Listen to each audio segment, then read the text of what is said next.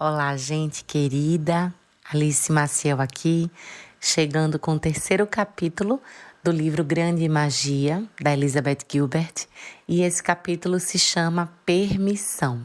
Remova a caixa de sugestões. Não cresci em uma família de artistas. Meus parentes sempre trabalharam em atividades mais convencionais, por assim dizer. Meu avô materno era produtor de laticínios. Meu avô paterno, vendedor de fornos. Minhas duas avós eram donas de casa, assim como suas irmãs, mães e tias. Quanto a meus pais, minha mãe é enfermeira e meu pai é engenheiro. Embora tenham feito parte da geração hippie, nunca se juntaram ao movimento, nem de longe. Eram conservadores demais para esse tipo de coisa. Meu pai passou a década de 60 na universidade e na marinha. Minha mãe, na faculdade de enfermagem, trabalhando em um hospital no turno da noite e economizando dinheiro de uma forma responsável. Depois de se casarem, meu pai conseguiu um emprego em uma empresa química, na qual trabalhou por 30 anos. Mamãe trabalhava em meio expediente, participava ativamente dos eventos promovidos pela igreja local. Atuava no conselho escolar, fazia trabalho voluntário na biblioteca e visitava idosos e indivíduos com condições que os impediam de sair de casa. Eram pessoas responsáveis, corretas, pagavam os impostos em dia, votaram em Reagan 2 vezes. Foi com eles que aprendi a ser rebelde. Porque, para além dessa postura básica de bons cidadãos, meus pais faziam o que bem entendiam de suas vidas e com total despreocupação. Meu pai decidiu que não queria apenas ser engenheiro químico, queria também cultivar árvores de Natal. E foi assim que fez em 1973. Mudou toda a família para uma fazenda, preparou o terreno, plantou algumas mudas e iniciou o projeto. Não largou o emprego fixo para seguir o seu sonho, apenas incluiu o sonho em sua vida cotidiana. Também queria criar cabras, então comprou algumas e as levou para casa no banco de trás do nosso Ford Pinto. Tinha experiência em criação de cabras? Não, mas achava que poderia se virar. Foi a mesma coisa quando começou a se interessar pela criação de abelhas. Simplesmente comprou algumas e começou. 35 anos se passaram e ele ainda tem as colmeias. Quando meu pai se interessava por alguma coisa, corria atrás. Tinha plena fé nas próprias capacidades. E quando precisava de algo, o que era raro, pois suas necessidades materiais são basicamente as de um mendigo, ele mesmo produzia, consertava ou de alguma forma remendava, normalmente sem seguir instruções nem pedir conselhos a especialistas. Meu pai não tem muito respeito por instruções ou especialistas. Diplomas e títulos o impressionavam tanto quanto outras minúcias da vida civilizada, como alvarás de construção e placas de proibida entrada. Para o bem e para o mal, meu pai ensinou que o melhor lugar para se montar uma barraca é sempre aquele com a placa que diz: é proibido acampar. Meu pai não gosta mesmo que lhe digam o que fazer. Seu senso de rebeldia individualista é tão forte que às vezes chega a ser cômico. Certa vez, quando servia na marinha, recebeu do capitão a ordem de fazer uma caixa de sugestões para ser colocada na cantina. Cumprindo seu dever, papai construiu a caixa, pregou-a na parede e depois escreveu a primeira sugestão e pôs lá dentro: sugiro que vocês removam a caixa de sugestões. Em muitos aspectos, meu pai é meio esquisitão. E seus instintos anti-autoritários e hiperdesenvolvidos às vezes beiram o patológico. Mas sempre suspeitei que fosse um sujeito até bem descolado, mesmo na época em que eu era uma criança envergonhada, passeando pela cidade em um Ford Pinto cheio de cabras. Sabia que ele estava fazendo o que gostava e seguiria o próprio caminho. E eu sentia intuitivamente que era isso que ele fazia. Fazia dele também, por definição, uma pessoa interessante. Naquela época eu não tinha um termo para isso, mas agora eu vejo que ele estava praticando algo chamado vivência criativa. Gostei daquilo. Também tomei nota para quando chegasse a hora de imaginar a minha própria vida. Não que eu quisesse fazer as mesmas escolhas que meu pai tinha feito. Não sou fazendeira e nem republicana. Mas seu exemplo me deu a força e a coragem necessárias para forjar meu caminho do meu jeito. Além disso, assim como meu pai, não gosto que ninguém me diga o que fazer. Embora evite entrar em confrontos diretos, sou extremamente teimosa. E essa teimosia ajuda quando se trata desse negócio de viver criativamente. Quanto à minha mãe, é uma versão levemente mais civilizada de meu pai. Seu cabelo está sempre penteado, sua cozinha arrumada. Seus bons modos e a simpatia típica dos habitantes do meio-oeste são impecáveis. Mas não a subestime, pois ela tem uma determinação de ferro e inúmeros talentos. Sempre acreditou ser capaz de construir, costurar, cultivar, tricotar, consertar, remendar ou pintar qualquer coisa de que a família precisasse. Cortava os nossos cabelos, assava o nosso pão, cultivava, colhia e conservava os legumes e as verduras que comíamos. Costurava as nossas roupas, fazia o parto dos cabritos, matava as galinhas e as servia para o jantar. Aplicou sozinha o papel de parede da sala de estar e restaurou o nosso piano, que tinha comprado por $50 em uma igreja local. Nos poupava de visitas ao médico, encarregando-se ela mesma dos nossos curativos. Sorria para todos e se mostrava sempre muito cooperativa. Mas quando ninguém estava olhando, moldava o seu mundo exatamente como ela queria. Acho que foi o exemplo dos meus pais de como se afirmar de maneira discreta, porém despudorada, que me deu a ideia de que eu poderia me tornar escritora, ou pelo menos poderia tentar. Não me lembro de meus pais terem jamais demonstrado qualquer preocupação a respeito do meu sonho de me tornar escritora. Se tinham alguma, nunca a manifestaram. Mas honestamente não creio que se preocupavam. Acho que acreditavam que eu seria capaz de cuidar de mim, pois foi isso que eles me ensinaram. De qualquer forma, a regra básica na minha família é a seguinte: se você cuida do próprio sustento e não está incomodando ninguém, pode fazer o que bem entender da vida. Talvez porque não se preocupavam muito comigo. Eu também não me preocupava muito comigo. Além disso, nunca me ocorreu de pedir permissão à figura de autoridade para me tornar escritora. Nunca tinha visto ninguém em minha família pedir permissão para fazer nada. Eles simplesmente faziam. Então decidi seguir o exemplo. Decidi simplesmente fazer. Seu passe livre. Eis aonde estou querendo chegar. Você não precisa da permissão de ninguém para levar uma vida criativa. Talvez você não tenha sido criada com essa mentalidade. Pode ser que os seus pais tivessem pavor de qualquer tipo de risco. Talvez fossem conformistas, obsessivo-compulsivos ou, quem sabe, estivessem ocupados demais com depressões melancólicas, vícios ou personalidades abusivas para até mesmo pensar em usar a imaginação em prol da criatividade.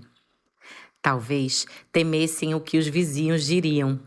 Pode ser que os seus pais não fossem criadores, fossem apenas consumidores. Talvez você tenha sido criada em um ambiente onde as pessoas passavam o tempo todo sentadas assistindo à televisão, esperando que coisas boas acontecessem. Esqueça tudo isso, não importa. Volte um pouco mais em seu histórico familiar. Veja como eram seus avós. Há uma boa chance de que eles sim fossem criadores. Não? Ainda não? Então continue procurando. Volte ainda mais. Procure saber mais sobre os seus bisavós, seus ancestrais. Busque os que eram imigrantes, pessoas escravizadas, soldados, fazendeiros, marinheiros ou aqueles que estavam entre os nativos originais, que viram chegar os navios com estranhos a bordo.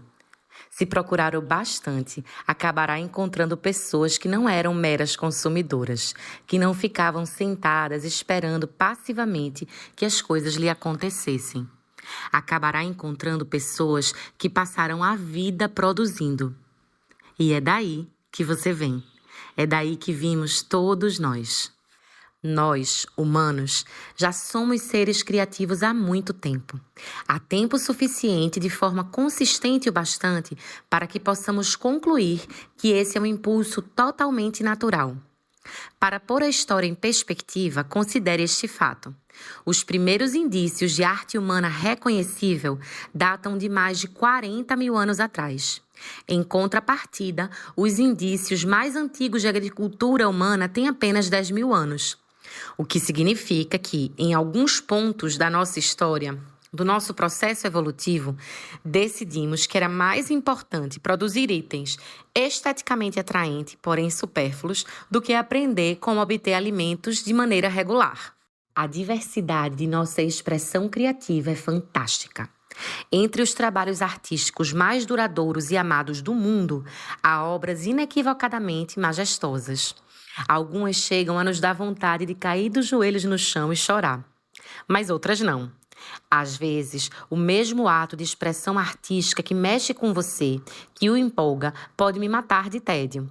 Uma parcela da arte criada pelas pessoas no decorrer dos séculos é absolutamente sublime e provavelmente surgiu de uma noção superior de seriedade e sacralidade. Mas não toda ela.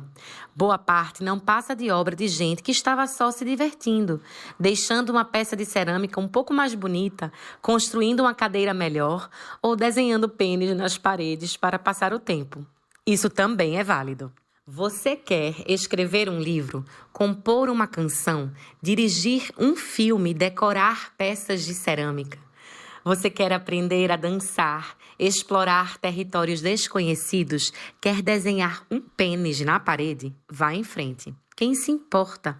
É seu direito como ser humano, exerça-o com o coração leve.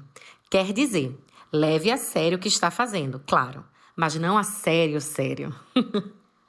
Deixe que a inspiração a guie para onde quer que deseje guiá-la. Tenha em mente que, durante a maior parte da história, as pessoas simplesmente produziam coisas sem fazer grande estardalhaço. Produzimos porque gostamos de produzir.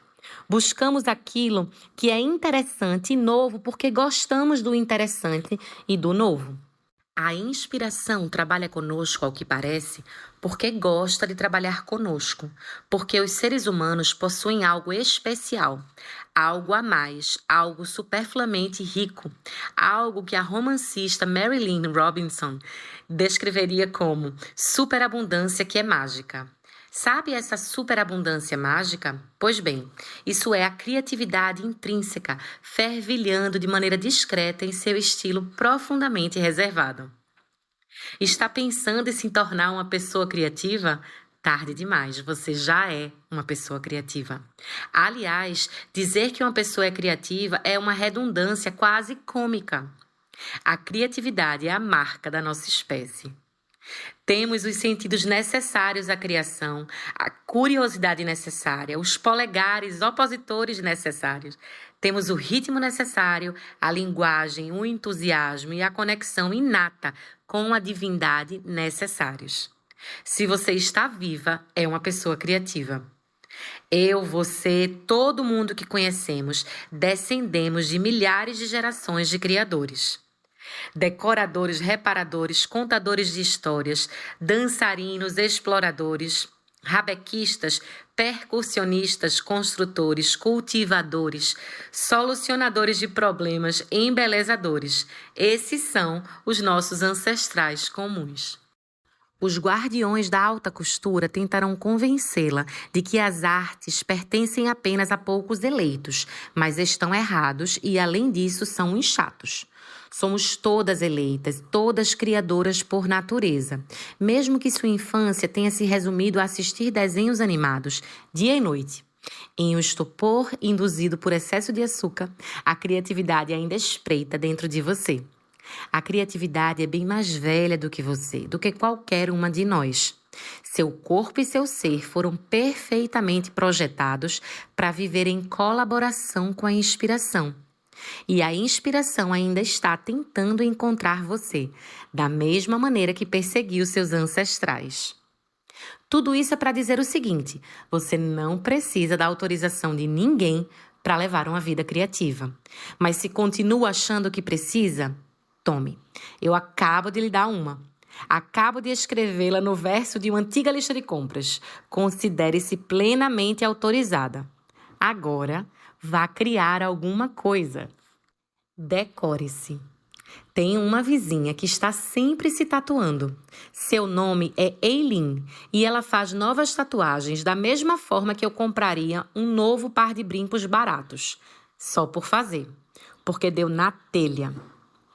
Às vezes, Eileen acorda meio deprimida e anuncia: acho que vou fazer uma tatuagem nova hoje. Se alguém lhe pergunta que tipo de tatuagem está planejando fazer, ela responde: não sei, vou decidir quando chegar lá. Ou então, vou deixar o tatuador me surpreender. Bem, não estamos falando aqui de uma adolescente com problemas para controlar impulsos. Eileen é uma mulher adulta, tem os filhos crescidos, dirige um negócio bem-sucedido. Além disso, é super descolada, dona de uma beleza única e um dos espíritos mais livres que já conheci. Certa vez, quando lhe perguntei como podia permitir que o seu corpo fosse permanentemente marcado de forma tão casual, ela respondeu: mas você está enganada, não é permanente, é temporário. Confusa, perguntei: como assim? Suas tatuagens são temporárias? Ela sorriu e disse: não, Liz, minhas tatuagens são permanentes, só que o corpo é que é temporário, assim como o seu. Só estamos aqui na Terra por mais um curto período de tempo, então decidi que queria me decorar da maneira mais divertida possível enquanto eu ainda tenho tempo. Mal posso dizer o quanto eu amei ouvir aquilo. Porque assim como Eileen, também quero decorar a minha vida temporária da maneira mais colorida possível. E não digo apenas no sentido físico, mas também no emocional, espiritual e intelectual. Não quero ter medo de cores vibrantes, novos sons, grandes amores, decisões arriscadas, experiências estranhas, desafios bizarros, mudanças repentinas ou mesmo do fracasso. Veja bem, eu não vou cobrir o meu corpo com tatuagens, simplesmente porque essa não é a minha praia. Mas vou sim passar a maior parte do tempo possível criando coisas prazerosas com a minha existência, pois é isso que me desperta, que faz com que eu me sinta viva. Vou fazer minha decoração com tinta de impressão, não de tatuagem. Mas meu impulso de escrever tem exatamente a mesma origem que o impulso de Eileen de transformar a pele em uma tela vibrante enquanto ainda está aqui. Ambos têm origem naquela voz interior que diz: por que não? Afinal de contas, tudo isso é temporário. Pretensão. Mas para viver assim, livre para criar, explorar, é preciso uma forte pretensão, que espero que você aprenda a cultivar. Reconheço que o termo pretensão tem uma conotação extremamente negativa, mas gostaria de me apropriar dele e utilizá-lo aqui por uma boa causa. Porque você nunca conseguirá criar nada de interessante na vida se não acreditar que merece ao menos tentar. Pretensão criativa não significa que você deva se comportar como uma princesa ou agir como se o mundo lhe devesse alguma coisa. Não. Pretensão significa simplesmente acreditar que você tem o direito de estar aqui e, pelo mero fato de estar aqui, se expressar e ter uma visão própria. O poeta David Whyte chama essa pretensão criativa de arrogance of belonging, algo como arrogância do pertencimento, e afirma que é um privilégio absolutamente vital a ser cultivado se você deseja interagir de maneira mais intensa com a vida. Sem essa arrogância do pertencimento, você nunca conseguirá assumir nenhum risco criativo. Sem ela, nunca se forçará a sair do sufocante isolamento da segurança pessoal, a atravessar as fronteiras do belo e do inesperado. A arrogância do pertencimento não tem a ver com egoísmo ou ensimesmamento. Estranhamente, é o oposto. É uma força divina que, de fato, a traz para fora de si e permite que você interaja de maneira mais plena com a vida. Porque, muitas vezes, o que impede de tentar uma vida criativa é o ensimesmamento. Suas dúvidas a respeito de si mesma, sua aversão a si mesma, sua autocrítica, seu instinto esmagador de autoproteção. A arrogância do pertencimento a tira das profundezas sombrias da autodepreciação. Não porque diz eu sou a melhor, mas porque simplesmente afirma eu estou aqui. Acredito que esse tipo de arrogância benéfica, esse simples direito de existir e, portanto, se expressar, é a única arma para combater o desagradável diálogo que surge automaticamente em sua cabeça toda vez que você tem um impulso artístico. Sabe do que estou falando, não é? Daquele diálogo que se desenrola mais ou menos assim. Quem diabos você pensa que é para tentar ser criativa?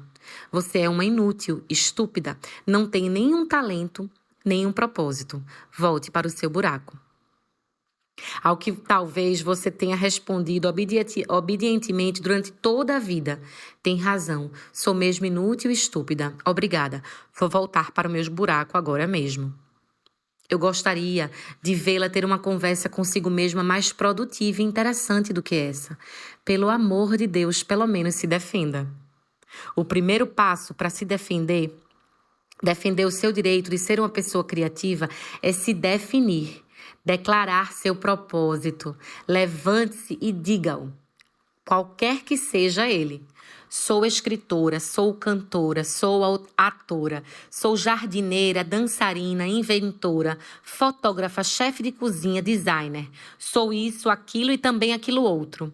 Ainda não sei exatamente o que sou, mas estou curiosa para descobrir.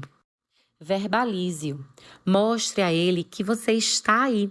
Aliás, mostre a si mesma que você está aí. Porque essa declaração de propósito é um anúncio, tanto para você quanto para o universo, ou qualquer outra pessoa. Ao ouvir esse anúncio, sua alma vai se mobilizar e, ao fazê-lo, vai se sentir extasiada. Foi por isso que você nasceu. Pode acreditar, sua alma vem esperando há anos que você acorde para a própria existência. Contudo, cabe a você iniciar a conversa. E depois você precisa sentir que tem direito a continuar na conversa. Essa declaração de propósito e de direito não é algo que você possa fazer só uma vez e depois esperar milagres. É algo que precisa ser feito diariamente para sempre. Venho tendo que me definir e me defender como escritora todos os dias da minha vida adulta. Estou o tempo todo lembrando e relembrando minha alma e o cosmos de que levo muito a sério esse negócio de viver criativamente e de que nunca mais vou deixar de criar, independentemente do resultado e de quão profundas sejam as minhas ansiedades e inseguranças. Com o passar do tempo, também encontrei o tom de voz correto para fazer essas afirmações.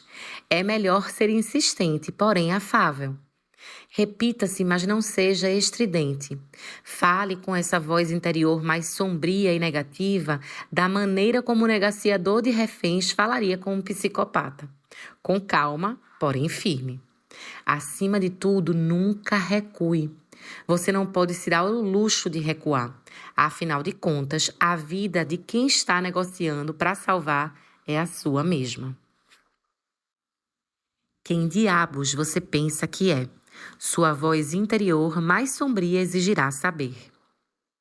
É engraçado você estar perguntando. Você pode responder. Vou lhe dizer quem eu sou. Eu sou filha de Deus como todo mundo. Parte deste universo. Tenho espíritos protetores invisíveis que acreditam em mim e que trabalham ao meu lado. Só o fato de eu estar aqui é a prova de que tenho direito a estar aqui. Tenho direito à minha voz e à minha visão. Tenho direito a colaborar com a criatividade, pois sou eu mesma um produto e uma consequência da criação. Estou em uma missão de libertação artística. Então, liberte a refém. Viu? Agora é sua vez de falar. Originalidade versus autenticidade. Talvez você tenha medo de não ser original o suficiente. Talvez seja este o problema. Você se preocupa com a possibilidade de que as suas ideias sejam triviais, banais e, portanto, indignas de criação. Aspirantes a escritores com frequência me dizem: eu tenho uma ideia, mas temo que já tenha sido realizada. Bem, é provável que já tenha sido realizada. A maioria das coisas já foi realizada, mas ainda não foram realizadas por você. No decorrer da sua carreira literária, Shakespeare cobriu praticamente todos os enredos existentes, mas isso não impediu que quase 5 séculos de escritores explorassem os mesmos enredos de novo. E lembre-se de que muitas dessas histórias já eram clichês muito antes de Shakespeare pôr as mãos nelas. Conta-se que ao ver as pinturas rupestres da caverna de Lascaux, Picasso disse: não aprendemos nada em 12.000 anos, o que provavelmente é verdade. Mas e daí? E daí se repetimos os mesmos temas? E daí se giramos repetidamente em torno das ideias geração após geração? E daí se cada nova geração sente os mesmos impulsos e faz as mesmas perguntas que os humanos sentem e fazem há tantos anos? Somos todos aparentados, afinal de contas. Então, é inevitável que haja uma repetição de instintos criativos. Tudo nos lembra alguma coisa, mas quando você põe a própria expressão e a própria paixão em uma ideia, essa ideia se torna sua. Seja como for, quanto mais eu envelheço, menos a originalidade me impressiona. Hoje em dia, a autenticidade me comove muito mais. Tentativas de fazer algo original muitas vezes acabam parecendo forçadas e afetadas. Porém, a autenticidade tem uma ressonância singela que sempre mexe comigo. Então, simplesmente diga o que quer dizer, diga-o de todo o coração, compartilhe o que sentir, impelido a compartilhar. Se for autêntico o suficiente, pode acreditar, parecerá original. Motivos. E ainda há mais uma coisa. Você não precisa salvar o mundo com a sua criatividade. Sua arte não apenas não precisa ser original, como também não precisa ser importante. Por exemplo, toda vez que alguém me diz que quer escrever um livro para ajudar as pessoas, eu penso: não, pelo amor de Deus, não faça isso. Não tente me ajudar. Quer dizer, é muito gentil da sua parte querer ajudar as pessoas, mas não faça disso sua única motivação criativa, pois os outros sentirão o peso da sua intenção como um fardo sobre suas almas. Isso me lembra da maravilhosa frase da colunista britânica Catherine Whitehorn. É fácil reconhecer as pessoas que vivem para os outros pelo olhar atormentado no rosto dos outros. Eu preferiria 1000 vezes que você escrevesse um livro para se divertir a que o fizesse para me ajudar. Ou, se seu assunto for mais sombrio e sério, preferiria que você produzisse sua arte para se salvar ou para se libertar de um grande fardo psíquico, a que o fizesse para salvar ou libertar o resto de todos nós. Certa vez, escrevi um livro para me salvar. Escrevi aquelas memórias de viagem para compreender minha própria jornada e minha confusão emocional. Tudo que eu estava tentando fazer com aquele livro era me entender. No entanto, acabei escrevendo uma história que aparentemente ajudou muitas outras pessoas a se entenderem. Mas essa nunca foi a minha intenção. Se eu tivesse me sentado para escrever, comer, rezar e amar, com o único objetivo de ajudar os outros, teria produzido um livro completamente diferente. Poderia até ter produzido um livro ilegível de tão insuportável. Tudo bem. Para falar a verdade, muitos críticos consideraram Comer, Rezar e Amar insuportável de qualquer forma. Mas a questão não é essa. A questão é que escrevi aquele livro por necessidade própria e talvez seja por isso que muitos leitores o consideraram genuíno e até útil. Considere, por exemplo, o livro que você tem nas mãos nesse exato momento, Grande Magia. É obviamente um guia de autoajuda, certo? Mas com todo respeito e todo carinho, eu não escrevi para você. Eu escrevi para mim. Escrevi para o meu próprio prazer, pois adoro refletir sobre a questão da criatividade. Para mim, é agradável e útil meditar a respeito desse tema. Se o que eu escrevi até aqui acaba por ajudá-la, ótimo, ficarei feliz. Esse seria um maravilhoso efeito colateral. Mas no final das contas, eu faço o que faço porque gosto. Eu tenho uma amiga que é freira e passou toda a vida trabalhando para ajudar os moradores de rua da Filadélfia. É praticamente uma santa viva. É uma defensora incansável dos pobres, sofridos, perdidos e abandonados. E sabe por que o seu trabalho beneficente é tão eficaz? Porque ela gosta do que ela faz. É agradável para ela. Caso contrário, não funcionaria. Seria apenas uma penosa obrigação, um triste martírio. Contudo, a irmã Mary não tem nada de mártir. É uma alma alegre que leva a existência maravilhosa, fazendo aquilo que melhor se encaixa na sua natureza e que lhe dá mais vida. Por acaso, a vocação dela é justamente cuidar dos outros, mas o prazer genuíno por trás de uma missão é palpável para todos, e é por isso que a sua presença é tão reconfortante. O que estou tentando dizer é que não há nada de errado em ter um trabalho que seja divertido, assim como não há nada de errado em ter um trabalho que seja reconfortante, ou redentor, ou que seja simplesmente um hobby que a impeça de ir à loucura. Não há nada de errado nem mesmo em ter um trabalho que seja totalmente frívolo. É permitido, tudo é permitido. Suas próprias razões para criar bastam, ao simplesmente correr atrás do que ama. Pode ser que você acabe inadvertidamente ajudando muitos outros. Não existe amor que não se transforme em ajuda, ensinou o teólogo Paul Tillich. Portanto, faça aquilo que o estimula, siga suas fascinações, obsessões e compulsões, confie nelas, crie aquilo que faz o seu coração bater mais forte. O resto virá por si só. Formação.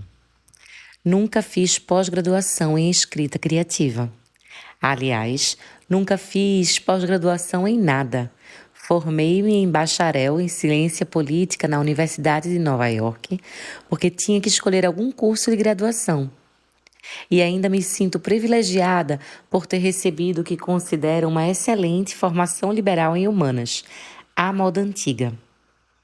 Embora sempre soubesse que queria ser escritora e apesar de ter cursado algumas cadeiras de escrita criativa na faculdade, optei por não fazer mestrado na área.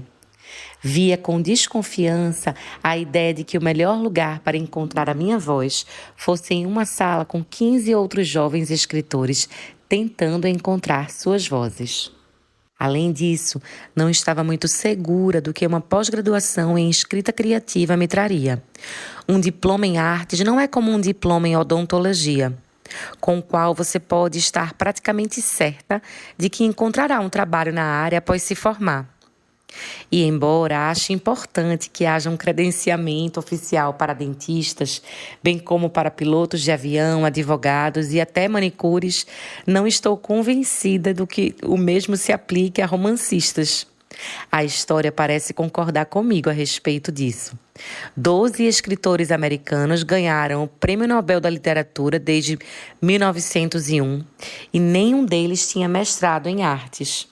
4 deles nem sequer foram além do ensino médio. Hoje em dia, há muitas instituições absurdamente caras onde é possível estudar artes. Algumas são fabulosas, outras nem tanto. Se quiser seguir esse caminho, vá em frente, mas saiba que é uma troca e certifique-se de que ela realmente lhe trará benefícios. O que a escola recebe com essa troca é óbvio, o seu dinheiro. O que a aluna recebe depende da própria dedicação ao trabalho, da seriedade do curso e da qualidade dos professores. É verdade, esses cursos podem ajudá-la a ser um pouco mais disciplinada, a aprimorar seu estilo e até, quem sabe, ter mais coragem. Talvez lá você encontre também sua tribo, colegas que poderão vir a lhe oferecer valiosos contatos profissionais e apoio no decorrer da sua carreira. Com sorte, quem sabe você possa até encontrar o mentor dos seus sonhos na forma de um professor particularmente sensível e dedicado. Porém, o que me preocupa é que, muitas vezes, aquilo que os estudantes de artes buscam em uma formação de nível superior não é nada além de uma prova de sua própria legitimidade, uma prova de que levam a sério o ofício criativo, como atesta o diploma. Por um lado, entendo perfeitamente essa necessidade de validação. A tentativa de criar é uma busca incerta. Por outro lado, se você trabalha sozinha todos os dias em suas criações, com disciplina e amor, já está levando a sério o seu ofício criativo e não precisa pagar ninguém para confirmá-la. Se já fez um curso superior em alguma área criativa, não se preocupe. Com sorte, ele terá ajudado a melhorar a sua arte. E mesmo que esse não seja o caso, tenho a certeza de que mal não fez. Use as lições que aprendeu na faculdade para aprimorar o seu ofício. Se estiver fazendo uma formação em artes atualmente e puder bancá-la sem dificuldades, tudo bem também. Se tiver uma bolsa de estudos, melhor ainda. Se tem a sorte de estar onde está, use a seu favor. Trabalhe com afinco, aproveite ao máximo as oportunidades e cresça, cresça, cresça. Esse pode ser um belo período de estudo focado e de expansão criativa. Contudo, se estiver considerando a possibilidade de fazer algum tipo de curso superior em artes e não estiver nadando em grana, acredite no que eu estou lhe dizendo. Você pode viver sem ele. Pode, sem dúvida, viver sem as dívidas, que podem para sempre ser o abatedouro dos seus sonhos criativos. Um dos melhores pintores que conheço é professor de uma das faculdades de artes mais renomadas do mundo, mas não possui ele mesmo um diploma de pós-graduação. É um mestre, sim, mas desenvolveu sozinho a sua maestria. Tornou-se um grande pintor, porque deu um duro danado durante anos para se tornar um grande pintor. Agora ensina outras pessoas em um nível em que ele mesmo nunca foi ensinado, o que nos faz questionar a necessidade do sistema. No entanto, estudantes de todo o mundo se matriculam nessa faculdade e muitos, aqueles que não vêm de famílias ricas ou que não recebem bolsas de estudo integrais da universidade, terminam o curso com milhares de dólares em dívidas. Meu amigo se preocupa muito com seus alunos e, portanto, sente um aperto no peito ao vê-los se afundar em dívidas, ao mesmo tempo que, paradoxalmente, buscam se tornar mais como ele. Também fico com o coração apertado. Quando perguntei a meu amigo por que fazem isso, por que esses alunos hipotecam o futuro em troca de uns poucos anos de estudo criativo, ele respondeu: bem, a verdade é que eles nem sempre param muito para pensar. A maioria dos artistas são pessoas impulsivas que não têm costume de planejar com muita antecedência. Artistas, por natureza, são apostadores. Apostar é um hábito perigoso, mas sempre que você cria arte, você está apostando. Está lançando os dados e torcendo pela chance remota de que o investimento de tempo, energia e recursos que está fazendo agora traga grandes retornos mais tarde, torcendo que alguém compre seu trabalho e para que você consiga alcançar o sucesso. Muitos dos meus alunos estão apostando na possibilidade de que essa formação caríssima vale a pena a longo prazo. Entendo perfeitamente. Também sempre fui criativamente impulsiva. São os ossos do ofício, da curiosidade e da paixão. Estou sempre fazendo apostas, me arriscando em meu trabalho, ou pelo menos tento estar. Mas se você vai apostar, esteja ciente de que está apostando. Nunca lance os dados sem saber o que você está fazendo e certifique-se de que você pode, de fato, cobrir as suas apostas, tanto emocional quanto financeiramente. O que me preocupa é que muitos pagam os olhos da cara por uma pós-graduação em artes, sem se dar conta de que isso não passa de uma aposta. Talvez lhes pareça que estão fazendo um investimento seguro no futuro, Afinal de contas, a faculdade não é o lugar onde as pessoas vão para aprender uma profissão? E uma profissão não é algo responsável e digno de respeito? Acontece que as artes não são uma profissão, pelo menos não como as profissões comuns. No caso da criatividade, não há estabilidade de emprego nem nunca haverá. Afundar-se em dívidas para se tornar um criador, portanto, pode transformar em estresse e fardo algo que só deveria ser prazeroso e libertador. E depois de tanto investimento em sua formação, os artistas que não alcançam o sucesso profissional imediatamente podem se sentir fracassados. Esse sentimento de fracasso pode afetar a sua confiança criativa e talvez até impedi-los completamente de seguir criando. Encontram-se, então, na terrível posição de ter que lidar não só com o sentimento de vergonha e fracasso, mas também com as altas contas mensais que sempre lembrarão dessa vergonha e desse fracasso. Quero deixar claro que não sou de modo algum contra o ensino superior.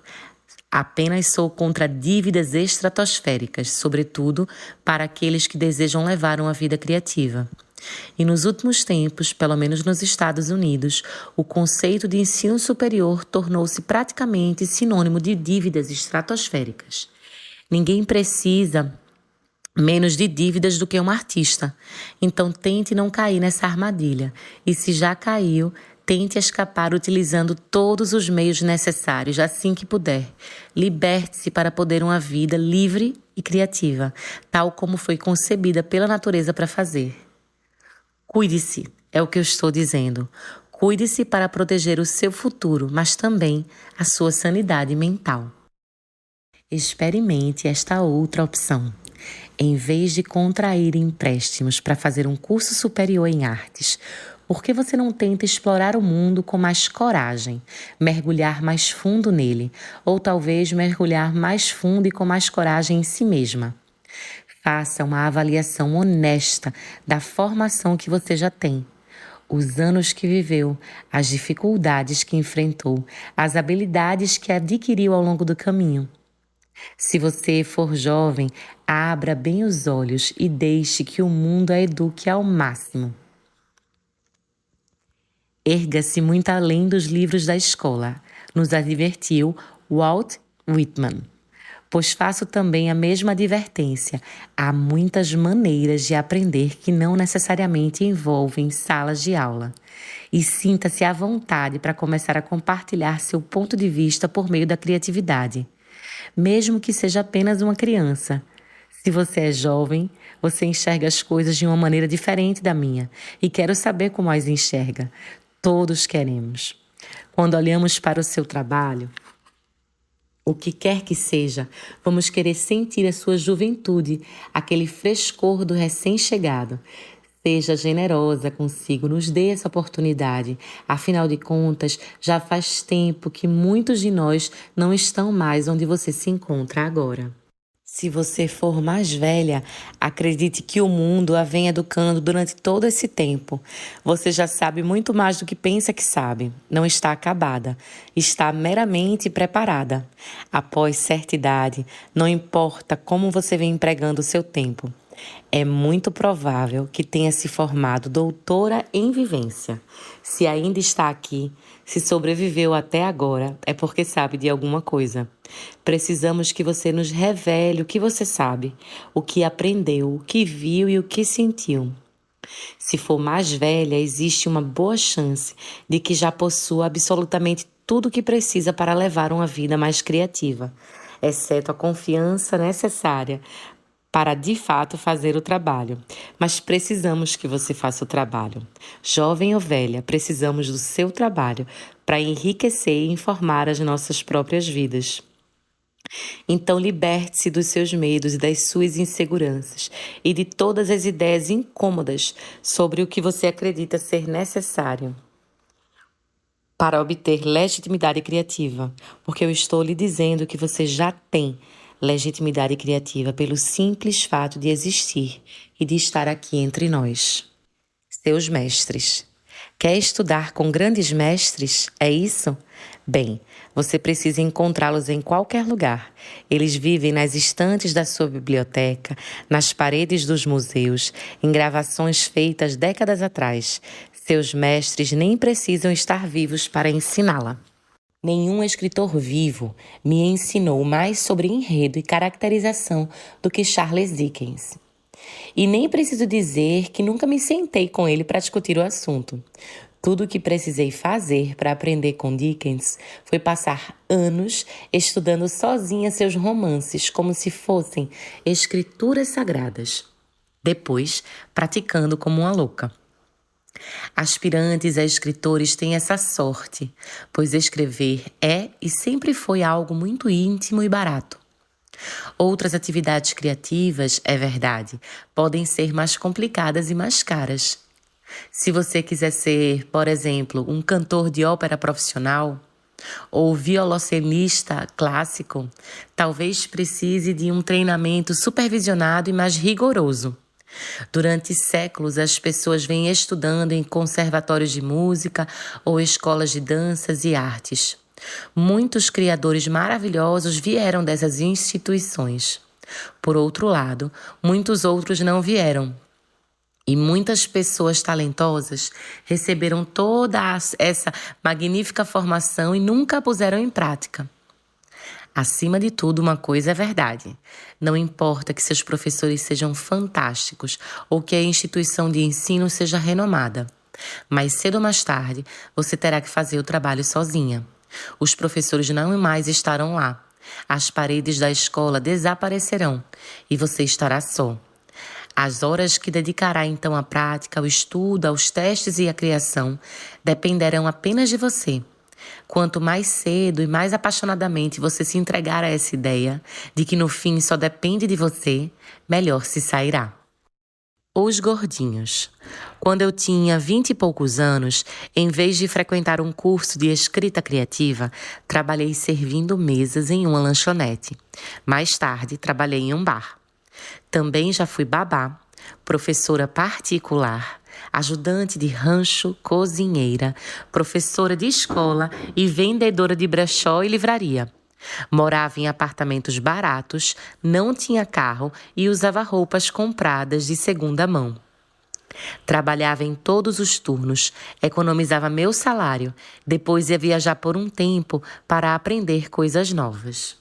Queria conhecer pessoas e ouvir as suas histórias.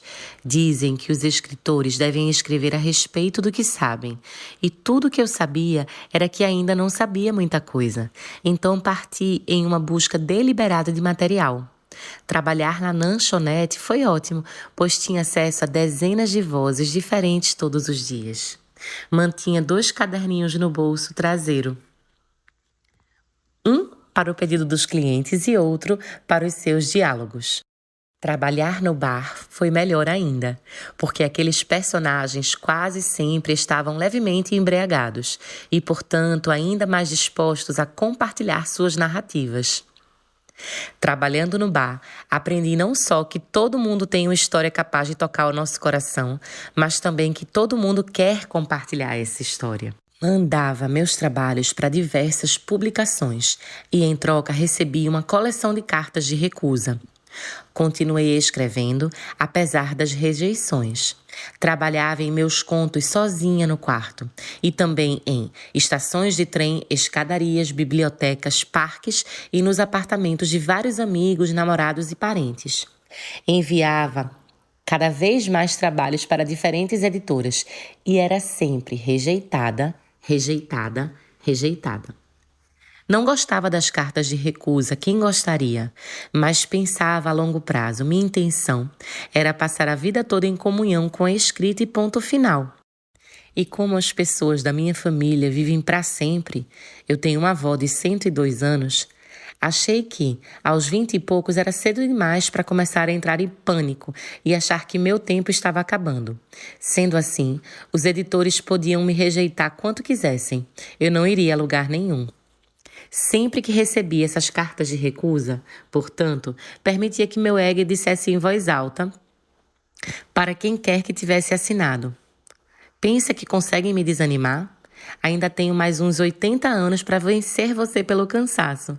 Existem pessoas que ainda nem nasceram e que vão me rejeitar algum dia. É só para você ter ideia de que por quanto tempo eu pretendo continuar insistindo. Depois guardava a carta e voltava a trabalhar. Decidi jogar o jogo das cartas de recusa como se fosse uma grande cósmica partida de tênis.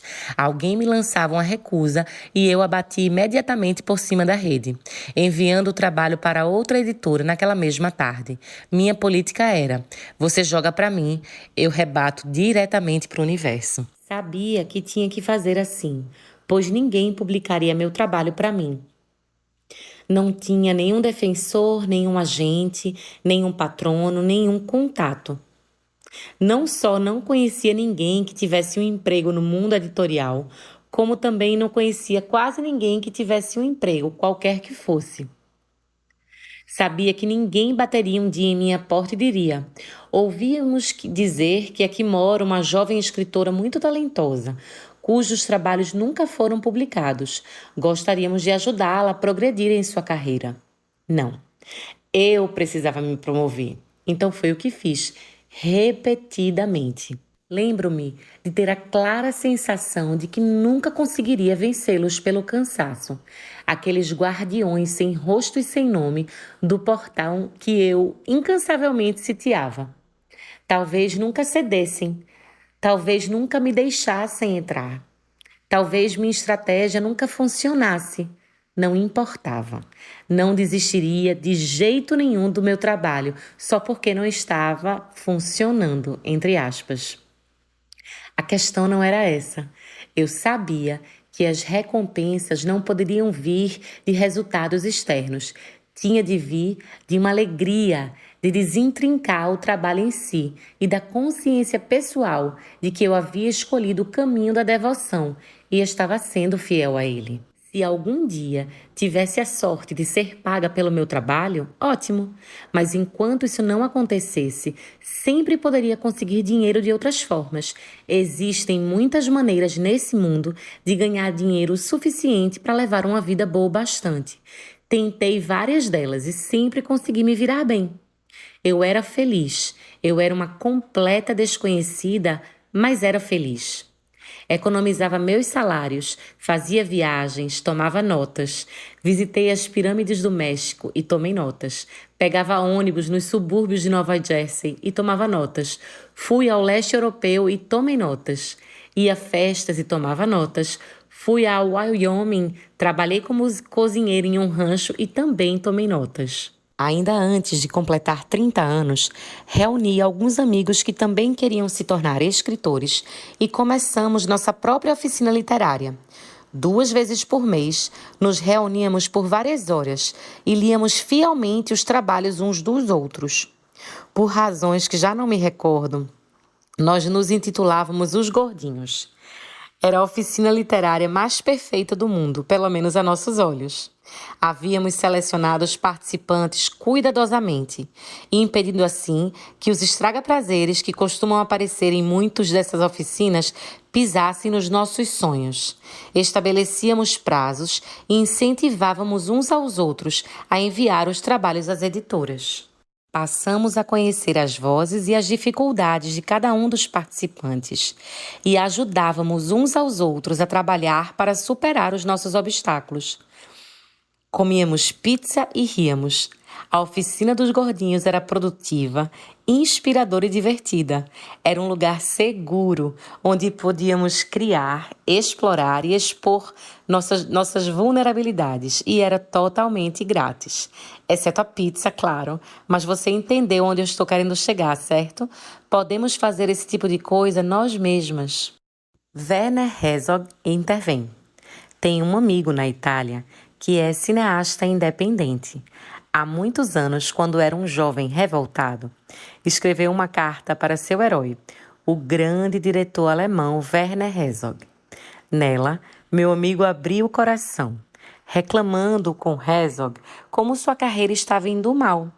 de como ninguém gostava de seus filmes e como era difícil fazer filmes em um mundo onde ninguém se importava, onde tudo era caro, onde não havia financiamento para as artes, onde o público cada vez mais só se interessava pelo vulgar e pelo comercial. Se estava em busca de comisseração, no entanto, meu amigo bateu na porta errada. As razões por que alguém procuraria Werner Herzog entre todas as pessoas do mundo como um ombro amigo para chorar estão além da minha compreensão. Seja como for, Herzog respondeu ao meu amigo com uma longa carta contendo um desafio feroz que dizia mais ou menos assim: pare de reclamar. O mundo não tem culpa de você ter decidido ser artista. Não é o trabalho do mundo gostar dos filmes que você faz.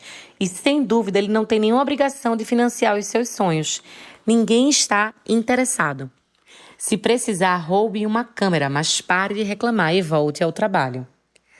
Nessa história, acabo de perceber que Werner Herzog estava essencialmente fazendo o papel da minha mãe. Que maravilha!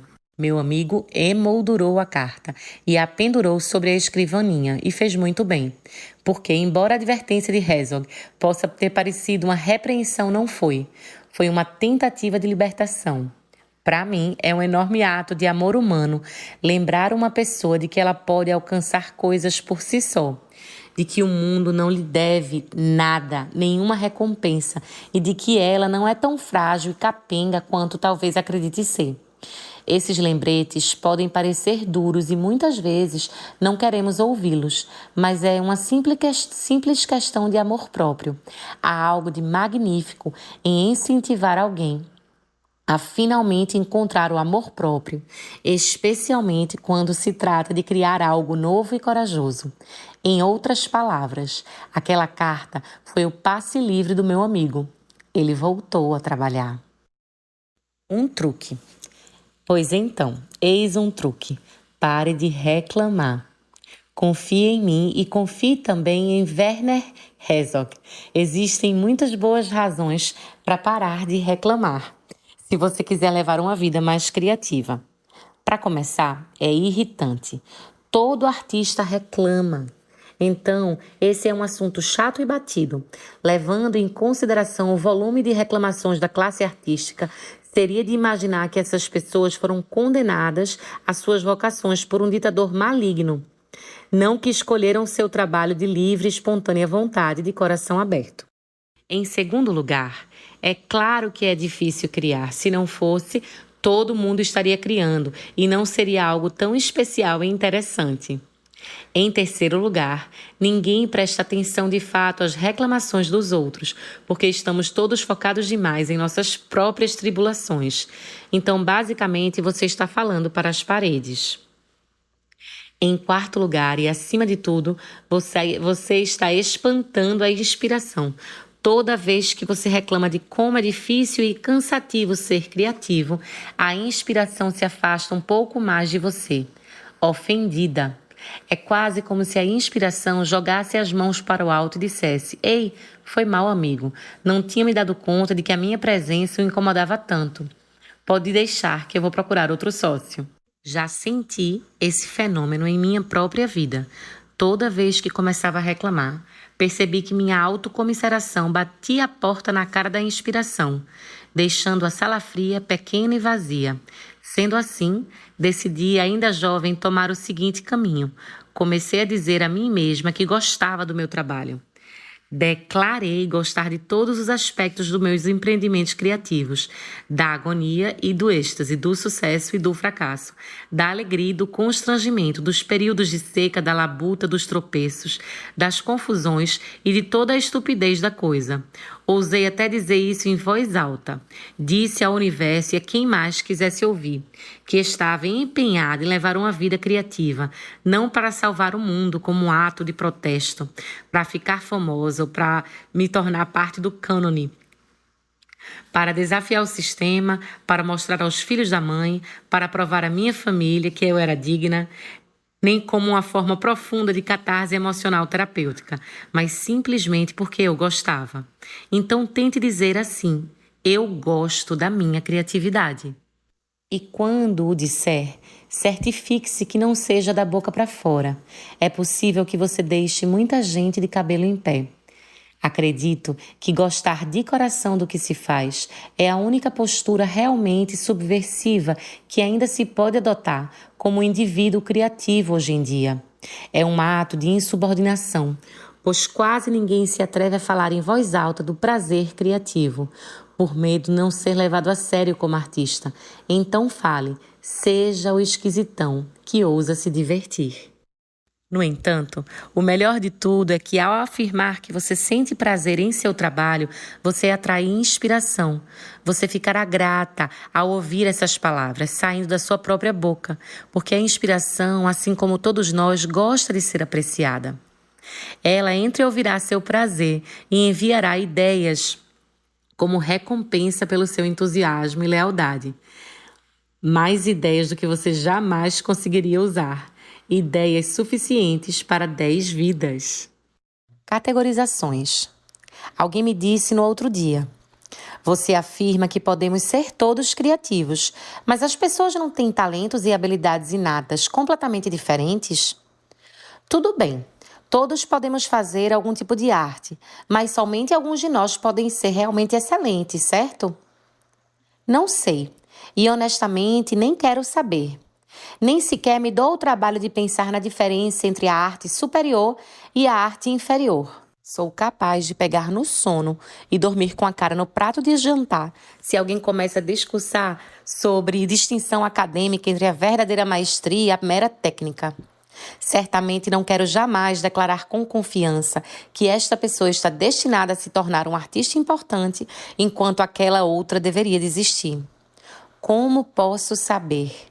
Como alguém pode saber? É tudo muito subjetivo e, de qualquer forma, a vida já me surpreendeu muitas vezes nessa área.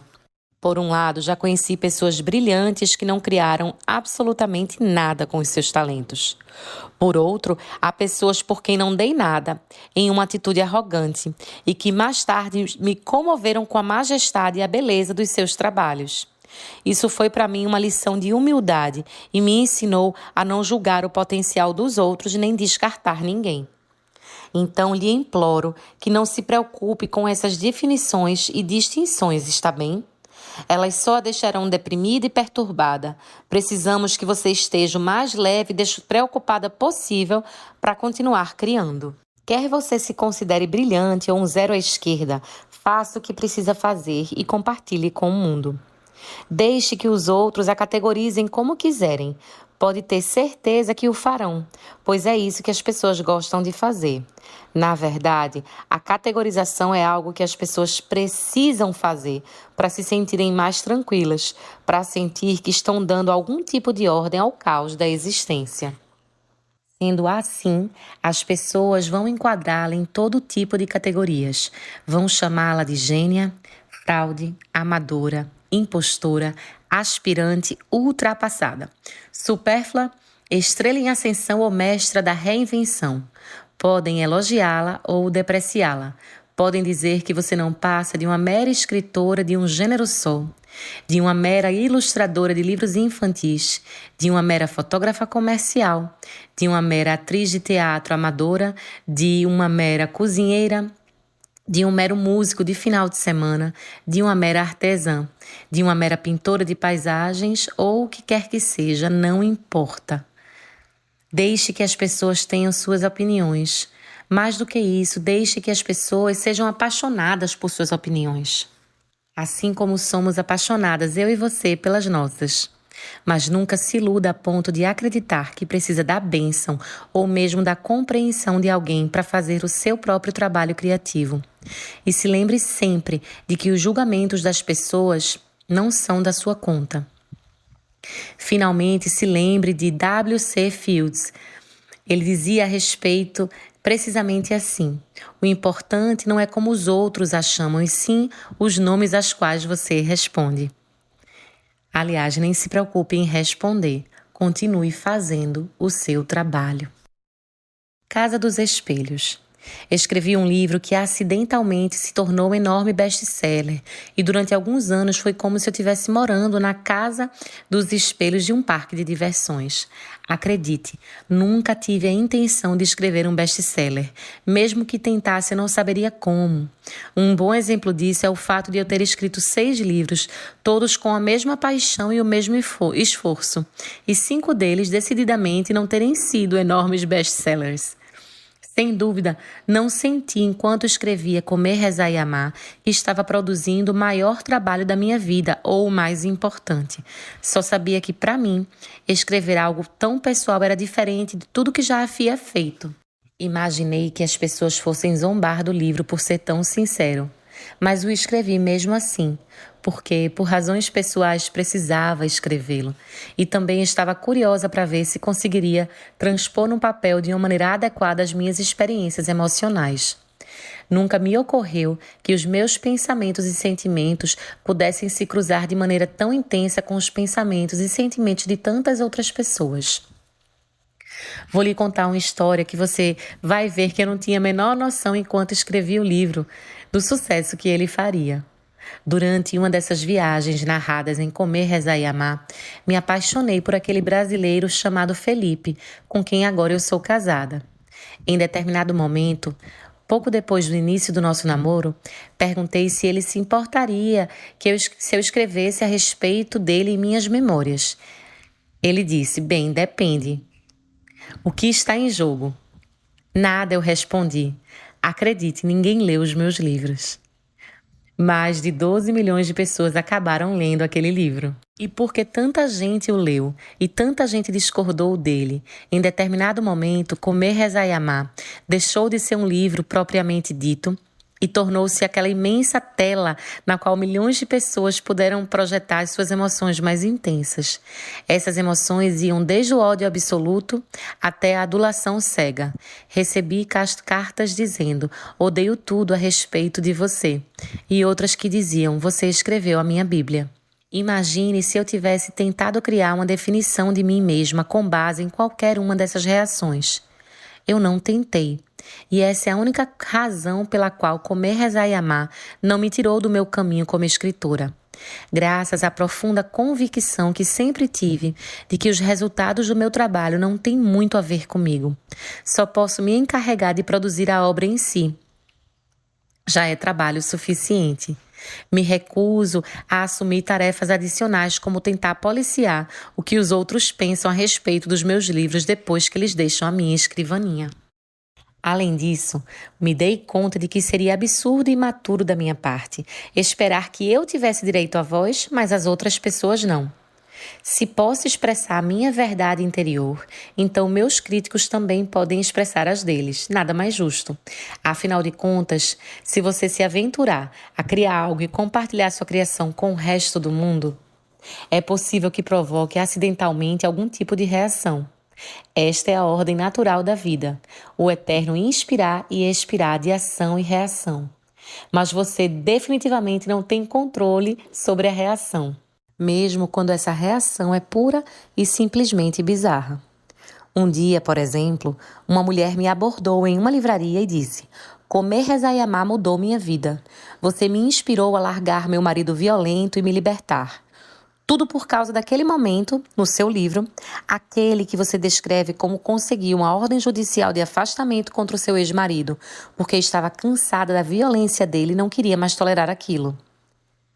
Ordem judicial de afastamento, violência, isso nunca aconteceu, nem no meu livro e nem na minha vida real. Não haveria nem como ler essa narrativa nas entrelinhas de minhas memórias, pois tudo isso não poderia estar mais distante da verdade. Contudo, aquela mulher subconscientemente inserira aquela história, sua própria história, em minhas memórias, porque imagino que precisava fazê-lo. Talvez tenha sido mais fácil para ela, de alguma forma, acreditar que seu surto de determinação e força tinham vindo de mim e não dela. Qualquer que tenha sido a motivação emocional, no entanto, ela se inseriu em minhas histórias. Nesse processo, apagou a narrativa que eu havia escrito e mudou para as dela.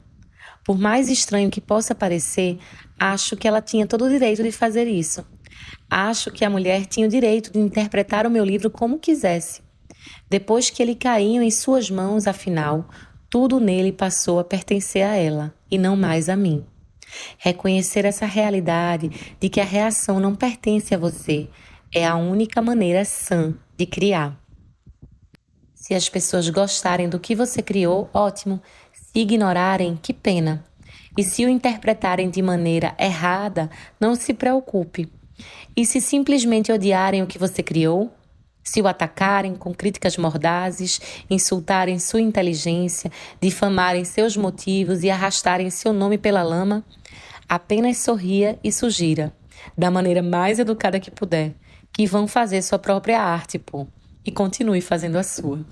Éramos apenas uma banda. Porque no fim não importa muito. Porque no fim é só criatividade. Ou como John Lennon disse certa vez a respeito dos Beatles, éramos apenas uma banda. Não me leve a mal. Adoro criatividade. E é claro, venero os Beatles. Venho dedicando toda a minha vida à busca da criatividade e passo muito tempo incentivando outras pessoas a fazerem o mesmo. Pois acredito, sim, que a vida criativa é a vida mais maravilhosa que se pode ter.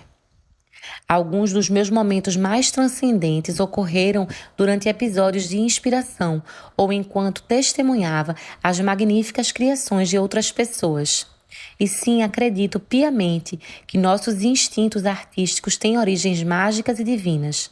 No entanto, isso não significa que precisemos levar tudo isso tão a sério, pois, em última análise, ainda percebo a expressão artística humana como algo não essencial, que não é só uma bênção, mas também é revigorante, e é por isso que a amo tanto. Canários em uma mina de carvão. Acha que eu estou errada? Você é uma daquelas pessoas que acredita que a arte é a coisa mais séria e importante do mundo? Se esse for o caso, minha amiga, você e eu precisamos seguir caminhos diferentes. Ofereço minha própria vida como prova irrefutável de que a arte não importa tanto quanto às vezes nos levamos a acreditar. Porque, sejamos honestas, você teria dificuldade em encontrar um trabalho que não fosse objetivamente mais valioso para a sociedade do que o meu. Diga uma profissão, qualquer profissão. Professor, médico, bombeiro, zelador, reparador, rancheiro, segurança, profissional do sexo. Todos são infinitamente mais essenciais ao bom funcionamento da comunidade humana do que qualquer romancista que jamais foi ou jamais será. Há um diálogo da série The 30 Rock que resume perfeitamente essa ideia. Jack Donaghy está zombando de Liz Lennon, afirmando que, como mera escritora, ela é totalmente inútil para a sociedade. Liz, por sua vez, tenta defender sua fundamental importância social. Jack então diz: em um mundo pós-apocalíptico, que função a sociedade teria para você?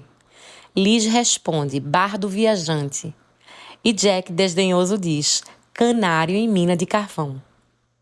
Acho que Jack estava certo, mas não considero que essa seja uma verdade desanimadora. Pelo contrário, para mim é empolgante. O fato de que posso passar a vida fazendo coisas objetivamente inúteis significa que eu não vivo em uma distopia pós-apocalíptica. Significa que eu não estou exclusivamente presa à labuta da mera sobrevivência. Significa ainda que temos espaço suficiente em nossa civilização para luxos da imaginação, da beleza e da emoção, e até da completa frivolidade. A criatividade pura é magnífica, precisamente porque é o oposto de tudo na vida que é essencial ou inevitável.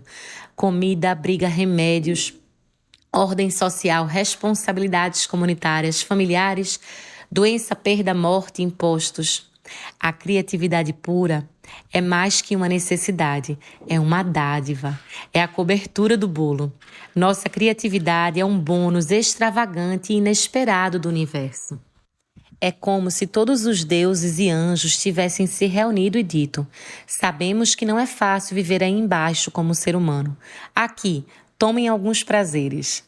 Em outras palavras, não me desanima nem um pouco saber que o trabalho que venho fazendo durante toda a vida pode-se argumentar, inútil. Isso me faz querer brincar. Alto risco versus baixo risco. Claro, é preciso dizer que existem lugares sombrios e terríveis no mundo, onde a criatividade das pessoas não pode simplesmente brotar de um senso lúdico e onde a expressão pessoal tem repercussões enormes e muito sérias. Se você é uma jornalista dissidente sofrendo na cadeia na Nigéria, um cineasta radical em prisão domiciliar no Irã, uma jovem poeta oprimida lutando para ser ouvida no Afeganistão, ou praticamente qualquer pessoa na Coreia do Norte, sua expressão criativa de fato traz consigo riscos extremos de vida ou morte. Há indivíduos que, com coragem e obstinação, continuam produzindo arte, apesar de viverem sob terríveis regimes totalitários. Esses indivíduos são heróis e deveríamos todos tirar o chapéu para eles. Mas sejamos honestos, esse não é o caso da maioria de nós. No mundo seguro, onde eu e muito provavelmente você vivemos, os riscos da expressão criativa são baixos, quase cômicos de tão baixos. Por exemplo, se uma editora não gostar do meu livro, pode ser que não publique. Ficarei triste, sem dúvidas, mas sei que ninguém virá à minha casa tentar me matar por conta disso. Da mesma forma que ninguém nunca morreu por conta de uma crítica negativa do New York Times. As calotas polares não derreteram com maior ou menor velocidade porque não consegui encontrar um fim convincente para o meu romance. Talvez nem sempre seja bem sucedida em minha criatividade, mas o mundo não vai acabar por conta disso. Talvez não possa sempre me sustentar com a escrita, mas isso também não será o fim do mundo, pois há outras maneiras de me sustentar, muitas delas mais fáceis do que escrever livros. E embora seja verdade que as críticas e os fracassos ferem o precioso ego, o destino das nações não dependem do meu precioso ego, graças a Deus. Então, vamos aceitar essa realidade. É muito provável que nunca haja em sua vida ou na minha nada que possa ser definido como uma emergência artística. Sendo assim, por que não fazer arte? Tom Waits intervém. Anos atrás, entrevistei o músico Tom Waits para o perfil da revista GQ. Já falei sobre essa entrevista antes e provavelmente falarei mais sobre ela para sempre, pois nunca encontrei ninguém que se expressasse de maneira tão articulada e sábia a respeito da vivência artística. Durante a entrevista, Waits se lançou em um discurso extravagante e exaltado sobre todas as diferentes formas que as ideias para novas músicas assumem quando estão tentando nascer. Algumas músicas, afirmou, lhe vêm com facilidade quase absurda, como beber sonhos de canudo. Outras, porém, requerem um esforço muito maior da sua parte, como cavar batatas na terra. Há músicas que são grudentas e esquisitas, como chiclete grudado debaixo de uma mesa velha, enquanto outras são como pássaros selvagens, dos quais é preciso se aproximar pela lateral, com delicadeza e discrição, para não assustá-los. As músicas mais difíceis e petulantes, no entanto, só respondem a uma mão firme e uma voz autoritária. Há músicas, afirma Waits, que simplesmente não se permitem nascer e empacam a gravação de todo um álbum. Em momentos como esse, Waits pede que todos os músicos e técnicos deixem o estúdio para que ele possa ter uma conversa séria com a música teimosa. Anda de um lado para o outro sozinho no estúdio, dizendo em voz alta: "Escuta aqui, nós vamos todos fazer um passeio juntos. A família toda já está na van. Você tem 5 minutos para entrar, senão esse álbum vai partir sem você." Às vezes funciona, às vezes não. Às vezes é preciso deixar para lá. Algumas músicas simplesmente ainda não estão seriamente querendo nascer, disse Waits. Só querem perturbá-lo, tomar seu tempo e monopolizar a sua atenção. Talvez estejam esperando que outro artista apareça. Ele assume uma atitude filosófica a respeito dessas coisas. Costuma sofrer e se angustiar quando perde uma música. Contou-me que agora confia. Se uma música quer mesmo nascer, Waits confia que ela virá até ele da maneira certa e no momento certo.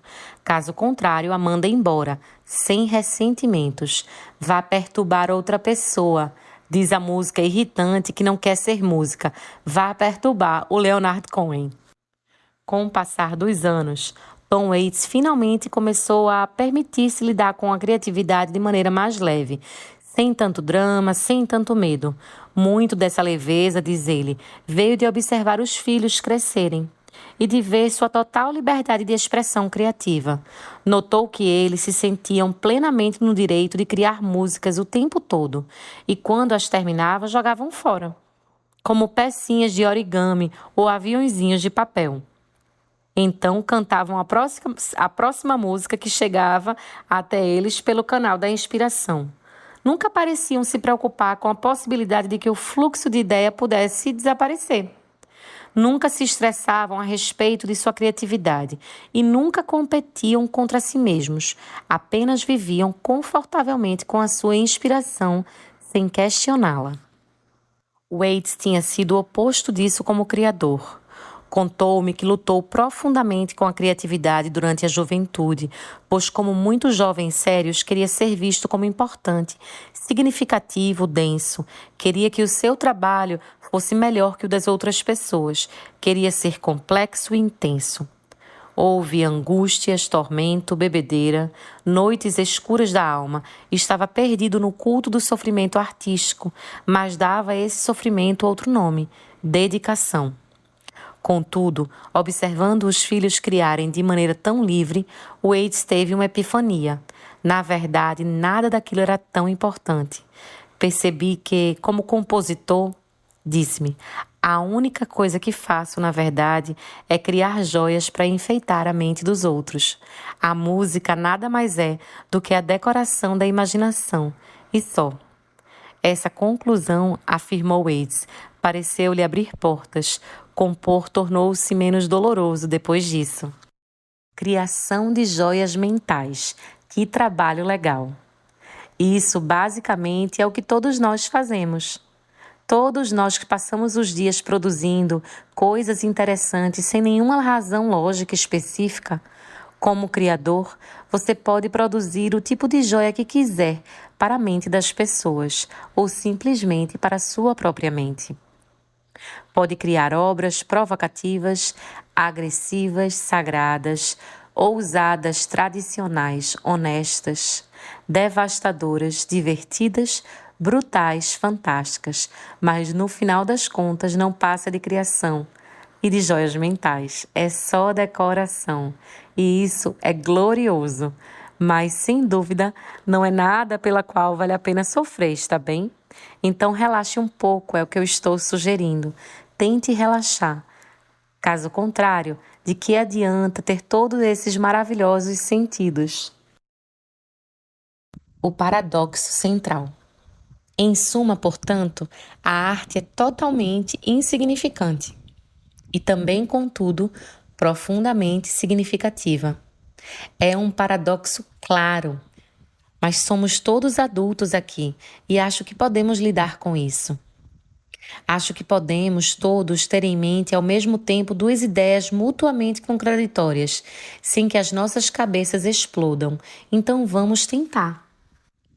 O paradoxo com o qual você precisa conviver e se sentir à vontade, se quiser levar uma vida criativa satisfatória, é mais ou menos o seguinte: minha expressão criativa precisa ser a coisa mais importante do mundo para mim, se eu quiser viver artisticamente, mas também não pode ter nenhuma importância se eu quiser manter a sanidade mental. Às vezes é preciso saltar de um extremo ao outro desse espectro paradoxal em questão de minutos e saltar de volta em seguida. Ao escrever esse livro, por exemplo, lido com cada frase como se ela dependesse do futuro da humanidade. Eu me importo, pois quero que seja adorável. Portanto, para mim, qualquer coisa aquém de uma dedicação total àquela frase seria desleixo, algo vergonhoso. Contudo, quando edito minha frase, às vezes, imediatamente após escrevê-la, tenho de estar disposta a atirá-la aos cães e nunca mais olhar para ela.